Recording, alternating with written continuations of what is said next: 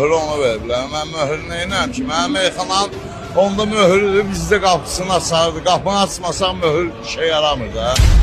Allah şükür, müsahibə götürə bilərsiniz kim kimdir. Yəni biri var, məni tanıyanlar desin ki, Ələkbər, mənim meyxanama görə həmişə demişəm, mənə kimsə qiymət verməsin. Yəni meyxanaya görə məni tanımaq olar. Amma dostu, qardaşlıq eləyirsə, o mənim özümə qiymət verə bilər. Bir cəmaatdan da çıxıb soruşa bilərsin, kim haradadır, bir nömrə kimdir, iki nömrə kimdir. Nə ola bilərsən, məni çağırarsan, çağıraram 5 dənə qardaşımı, hamısı deyər ki, Ələkbər elə, möhür Ələkbərdədir, nə bilim, Pesat falan kəsədir.